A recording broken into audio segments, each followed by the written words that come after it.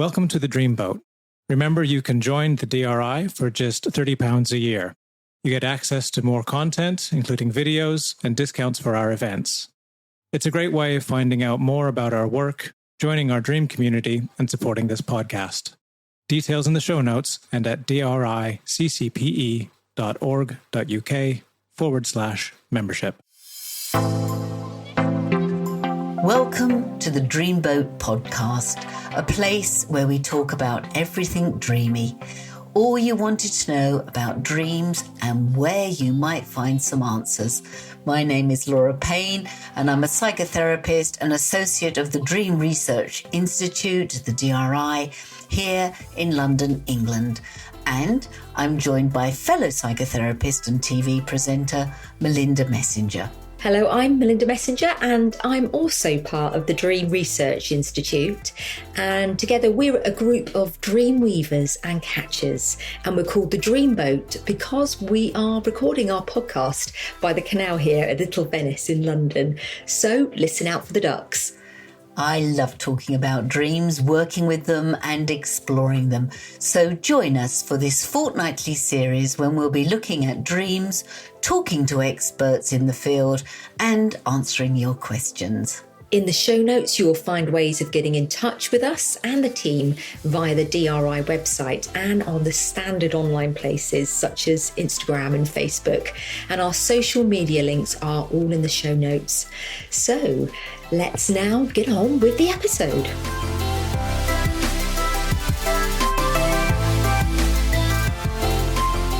Many see Jung as one of the pioneers of modern-day dream interpretation, and we certainly refer to him regularly here on the Dreamboat. His thoughts and ideas around the use of alchemical imagery and theories have become the linchpin of dream work in the wellbeing community. But what does this mean, and how does this work? Well, today we are delighted to introduce Jungian psychoanalyst and author Sven Doehner, who is one of the leaders in this field. Yes, we were excited to catch up with him when he recently came to the DRI to run one of his famous workshops on archetypal dream work.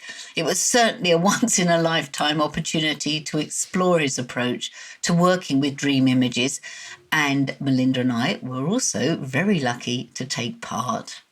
It was such an amazing experience, I've got to say. And in terms of the Jungian lineage, Sven is totally connected. He was a client of the renowned James Hillman, as well as his pupil. And Hillman was in turn a protégé of Jung himself until he established his own theories and practice around what he called archetypal psychology. So joining in the workshop with Sven, who'd come all the way from Mexico, just felt like a complete immersion into a very rarefied dream world. Oh, it was amazing. I agree with Melinda. It felt like an incredible privilege. And I was fortunate to catch up with Sven beforehand to interview him. So let's have a listen to what he had to say.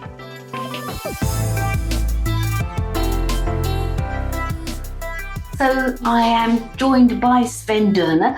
Many thanks for joining me today and coming along and talking about your work with dreams. As we've said, you are a Jungian analyst running retreats out in Mexico.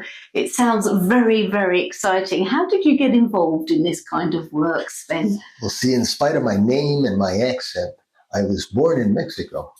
And on the mother's side, they're from Mexico, from the southern part of Mexico, from Oaxaca. On my father's side, German, although my father was born in Mexico. But I think this is relevant because this is where the dreams begin. My grandfather came to Mexico from Germany in 1905. So between the two wars, he came back to Germany and celebrate something with the family, whatever. But on the way back, he decided to change the tickets on the boat for those on the Zeppelin, on the Hindenburg. Okay, now about 3 or 4 days later, my grandmother had a dream and she saw the vehicle explode. She went to my grandfather and said, "Come on, we're in no hurry. Let's take the boat." And he said, "No, come on. This is the most modern thing, a dream. We're not going to make a decision based on a dream." They came on the trip it exploded, and he died there. Goodness. So my grandmother survived. So my earliest memories, 4 or 5 years old, my grandmother telling me this story and leaving an imprint of how dreams can make a difference in your life. Yeah. So I kind of grew up with that those images, that importance. And then over time, I found that dreams appeared in my life and played really important role in them. One of the biggest ones, kind of jumping ahead, was at the time there were no Jungian analysts in Mexico. And when I read Jung, I said, this is, I felt like a fish in water, really. But there's no one in Mexico. So I said, well, I'll go to New York. I saved up some money. Mexico, New York's a long way away. So halfway, the stop is in Dallas, Texas. Okay. So I stopped in Dallas, and I had an afternoon to kill. So I went into a bookstore, and I went to the Jung section, of course. There's a gentleman standing there next to me. And after a while, he said, you like Jung, don't you? I said, well, yeah. And it turned out that was James Hillman. Wow.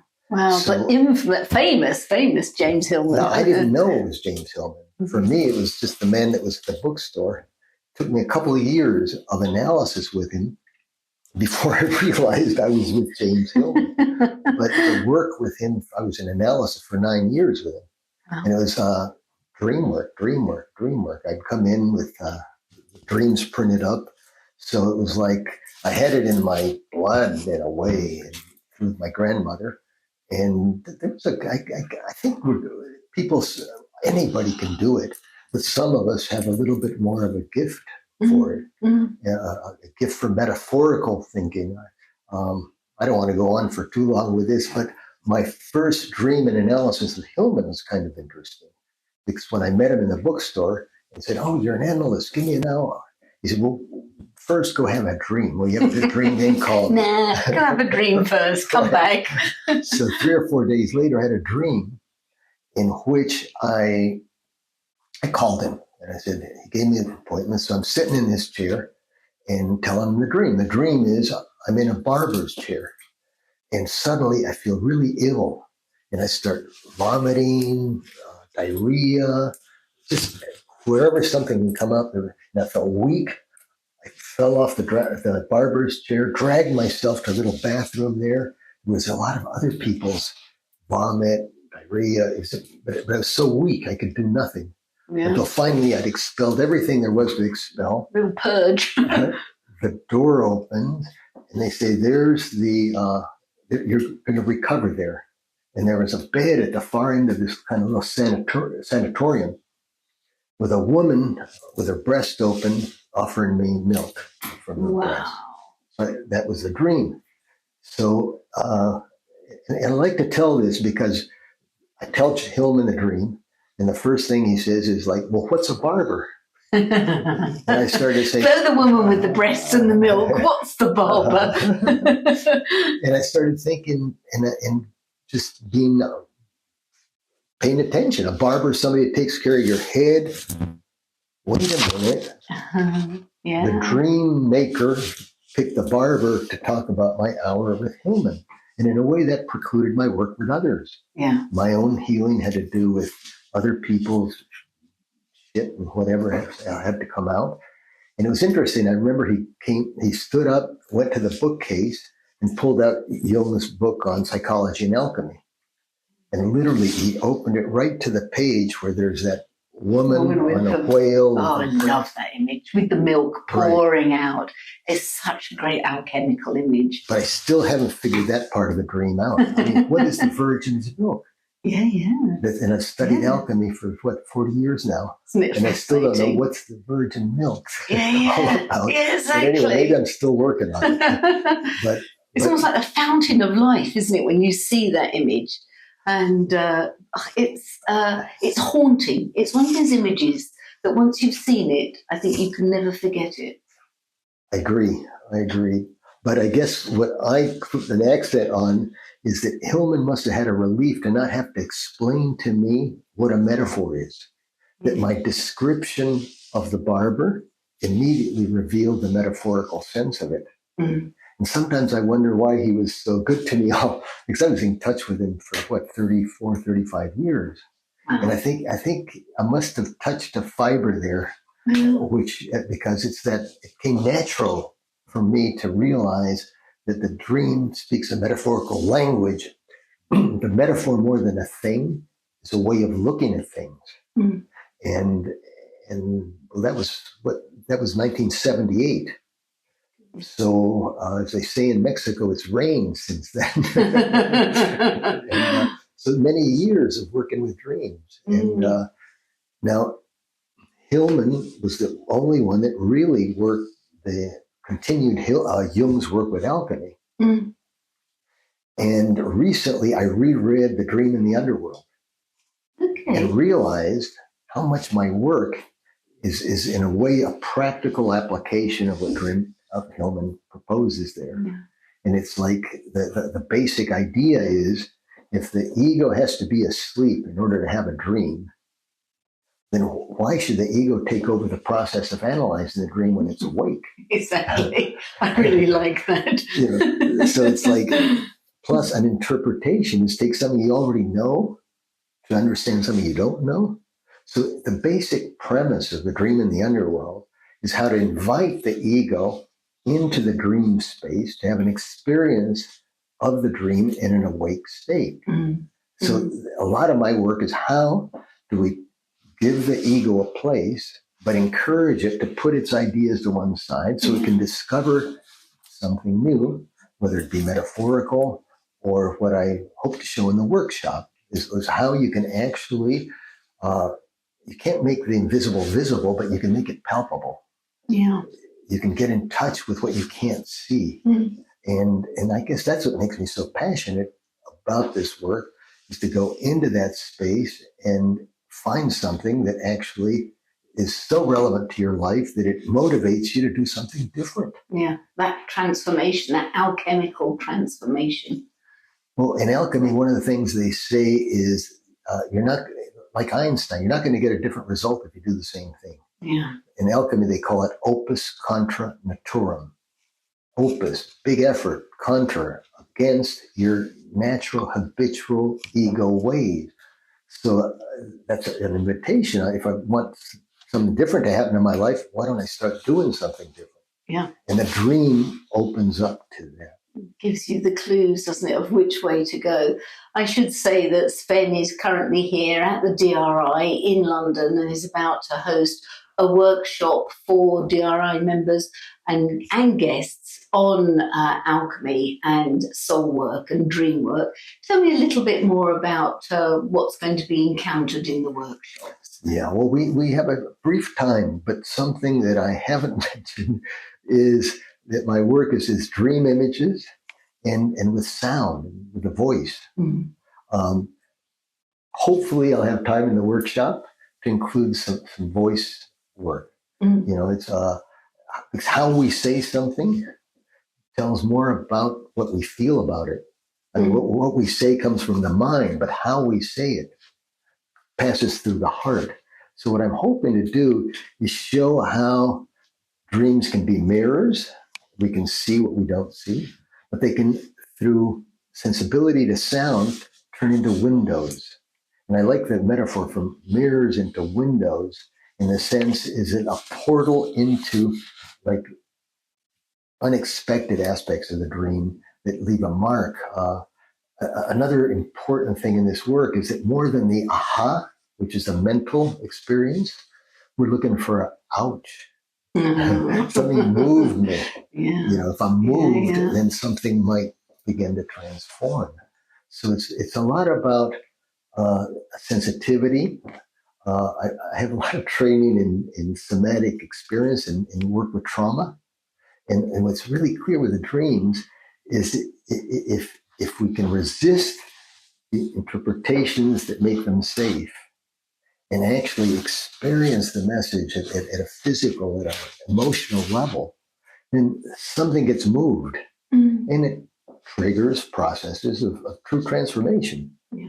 I was thinking of the work by Bessel van der Kolk, who worked a lot in trauma, called The Body Keeps the Score, and how that has so helped the modern day somatic movement. Yeah, I mean, a lot of the work is not, see, that's tricky here, because if I ask the dreamer what they feel, This takes it to what they know. Yes. And I'm really committed to enter into what they don't know. So it's not so much what are you feeling, but as we talk about the dream, what changes in your body as we talk about it, and then tracking it. Yes. It's so. I remember when I was studying Jungian psychology, they talked about Jung saying that you need to ground intuition and sensation. But recently, I've realized that if you work with the sensation, it awakens the intuition. Mm-hmm. And vice versa. Right. Yeah. See, it's another way that the contraries come together and offer possibilities. So it's tricky. I tend to shy away from asking the person what they feel because it takes to the known. But on the other side, I am very probably apt to ask the person what they're feeling as we're talking about it. What's happening in you right now? The immediacy, what's happening in this moment right now. You know, I always think of the Gestalt movement, how good that is if you're working with someone in a Gestalt way to be able to say, and what's happening right now? Because as you say, it takes people out of their heads and they're conscious of the room and their body and their presence in the room. And as long as you're talking about that presence, if you say, instead of saying, what does that feel like? Mm-hmm. If you can recognize that whatever's happening in your body and your heart and your emotions, it's a vibration. Mm-hmm. What would it sound like? And to encourage the person to discover the sound of what they're feeling. It's challenging to do that. But if you can discover the sound of what you're feeling, it's deeply transformative. Are we going to get lots of shouting in this workshop and screaming or barring? What type of sounds normally come out? No, because see, that's about catharsis. And catharsis feels good, but doesn't transform. Mm. In alchemy, they talk about the only way around is through. See, so it's not about getting rid of something, catharsis. It's about connecting to it. Mm-hmm. It's like they say the only way around is through. You go through it if you find the sound. So let's say the sound of anger isn't necessarily screaming.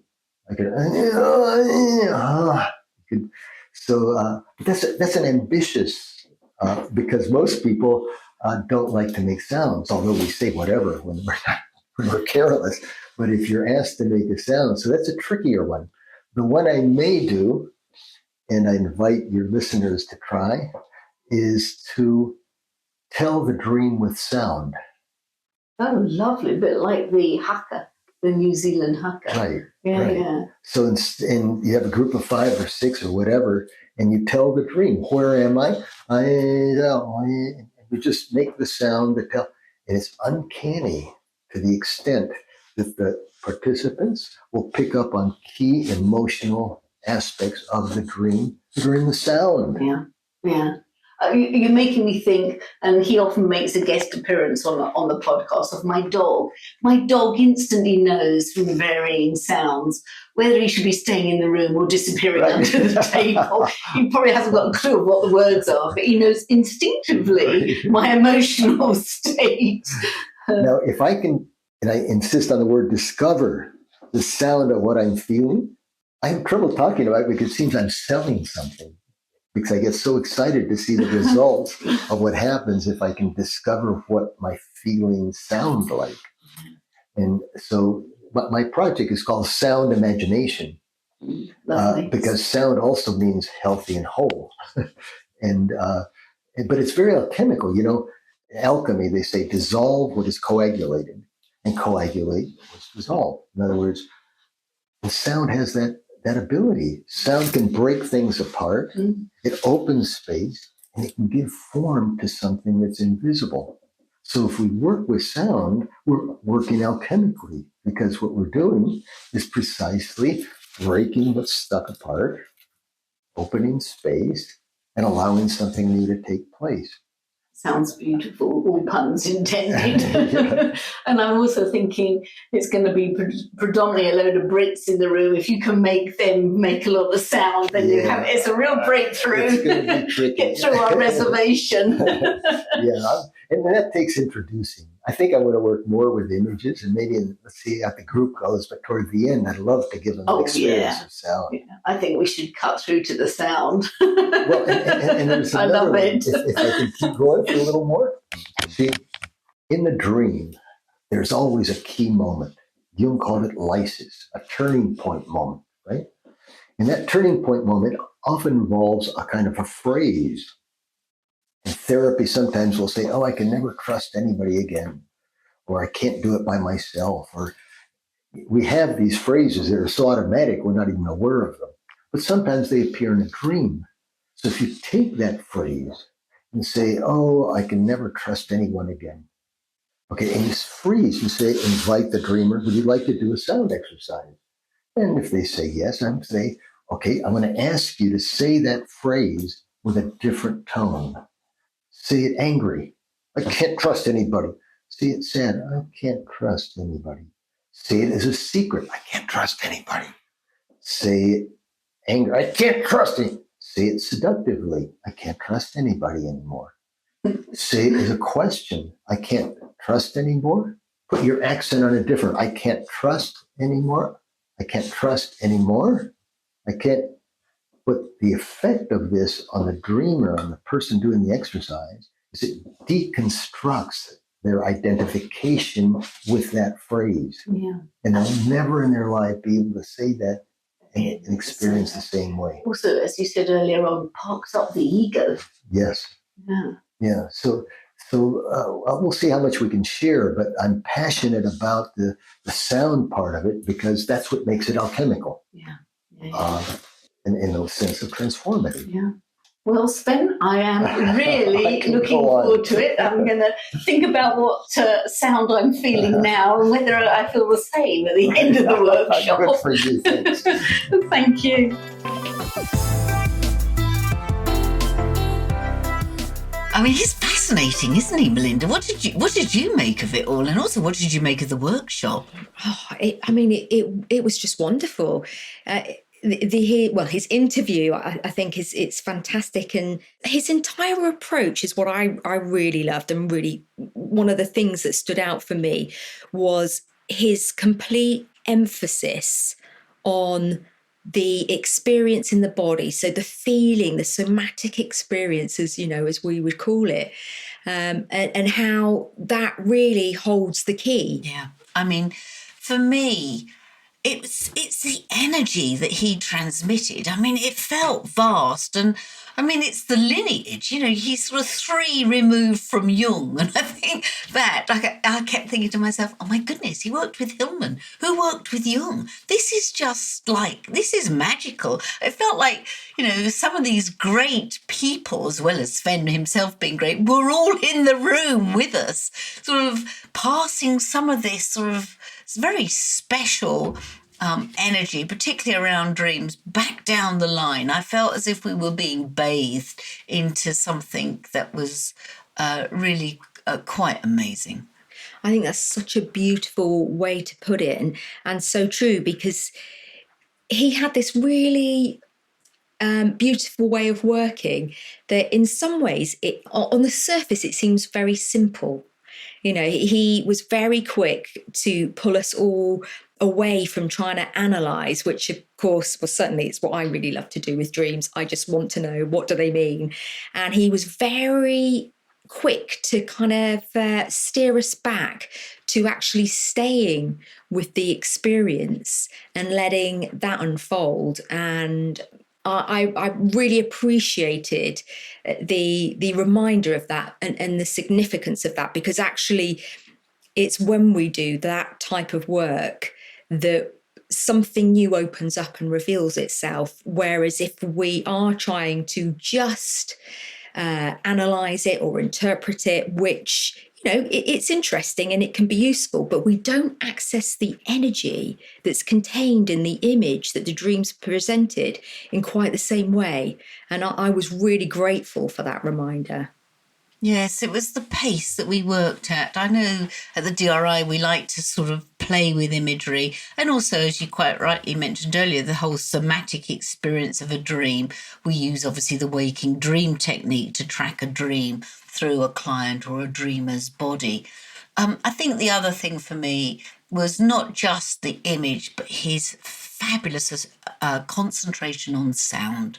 I mean, he did say to me before we sort of started the interview, and during the interview, what about sound? Do you think they'd be up for it? I said, oh my God, the people in this room that you're going to be working with in this workshop are just going to lap up sound. They're going to love it. It's something that, we ourselves like to look at. So, I mean, that moment where he got us to sort of start telling our dreams with a sound at the start and a sound at the end, I just thought that was lovely.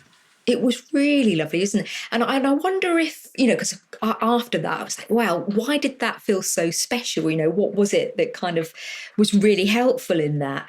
And I wonder if in part it's because it sort of shifts us out of the sort of left brain into the, right brain.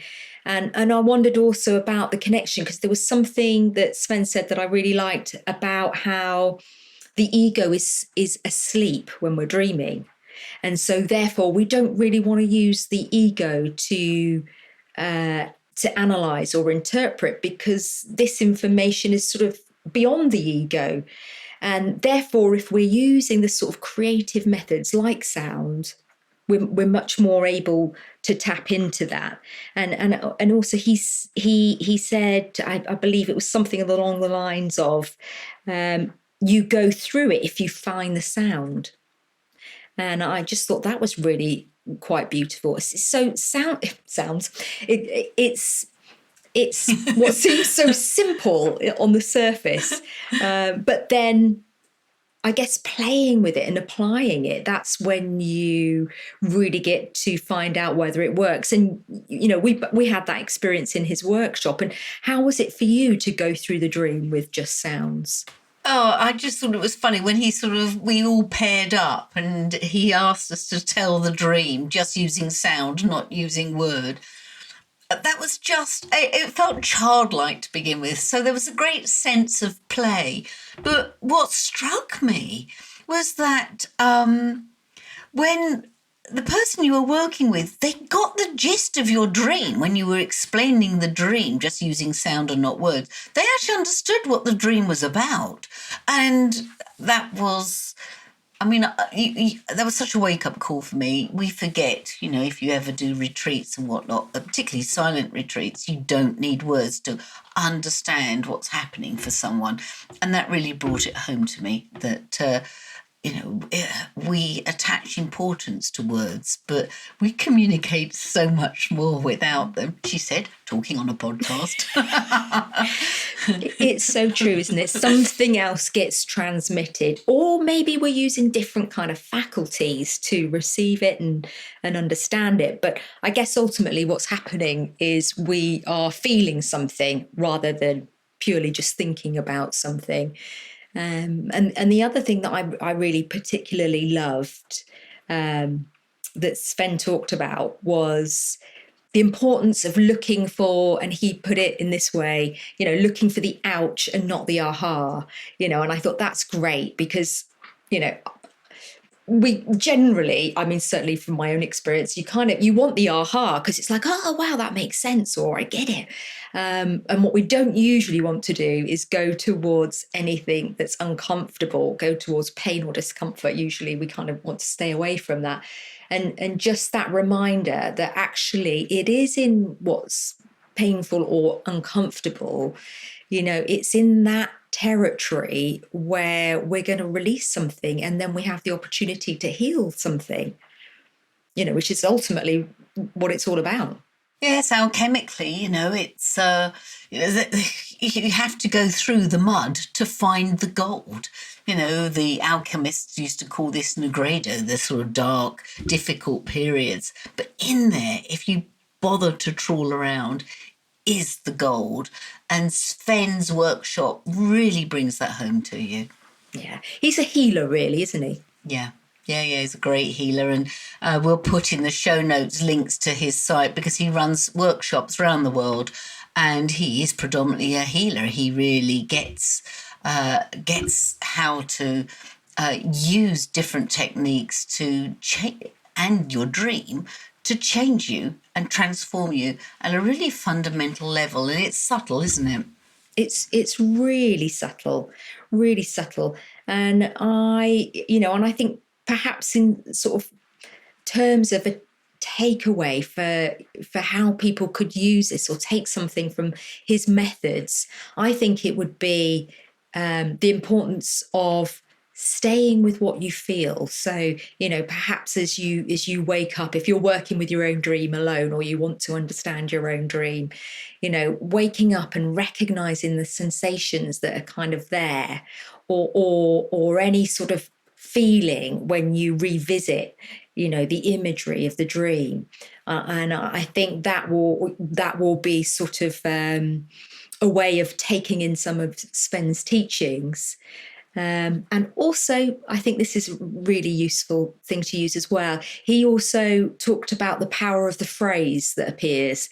So how we might say a phrase, like, I don't know, I just felt snowed under, or I felt swamped, or those sort of phrases that might pop up when you're talking about the dream or relaying the dream, and how that phrase might be a key phrase in your life that could unlock something. Where does that show up in my life? Where do I hold that idea? And so I think that's also a really nice way of working. Yeah, I also liked how to get people to unlock the power of the phrase, how he did a great demonstration during the workshop where, say, let's just use the word, I'm snowed under. And he got the woman to say it with an angry voice, say it with a sad voice, say it with a happy voice, say it with a sexy voice. And he played with it so that the power of that, or any negative power that might be attached with, oh, I'm snowed under, suddenly all of it was lost because the person got to visit the expression through so many different emotional selves. And we all laughed, but, the point was made, and it was a powerful moment, I think, for the person, the woman that was experiencing his direction around it. Yeah. Essentially, in going through that process, you're neutralizing it, aren't you? You're neutralizing the weight that statement holds, a bit like if you repeat a certain word over and over again, it loses its meaning. So yeah, really powerful. And of course, the proof is always in the pudding, and it was impactful for her and made a difference for the woman that went through that process. And and that's kind of really all we need to know. Well, Melinda, thank you once again. It's been a real pleasure. It was fun spending time on the workshop with you as well. So many thanks to everybody listening. And again, any links, anything we mentioned, you'll find it in the show notes. So from me, it is sweet dreams. And from me, well, I've got to find a phrase now because I can't pinch Dave's catchphrase, can I? You do. Yeah, so, Dave's was keep dreaming and keep sharing your dreams. Now, you could take that one, Melinda, or come up with your own. I liked your original Aerosmith one. Well, okay, we'll stick with Aerosmith, which is dream on, dream until your dreams come true, which I do love that. And I really hope they do.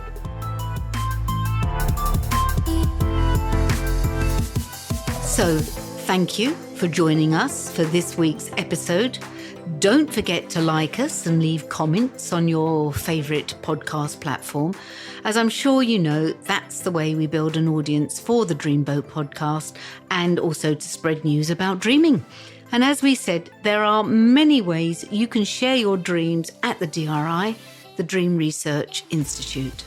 Yes, we have courses, events, and workshops, and we want to hear from you. So check out the show notes for links, or find us on Instagram and on our Facebook page and on our website at driccpe.org.uk. And if you want to explore your dreams further, or you would like to support us, you can join the DRI as a member for just £30 a year. As a member, you will get discounts for all of our events and short courses. You'll get our newsletter with latest dream research news, and we'll also be adding other special member benefits during the year. Of course, members' dreams will always be given preference for reading on the podcast Dream of the Week slot. So go to the link on the show notes and become a DRI member today. Keep dreaming and keep sharing your dreams.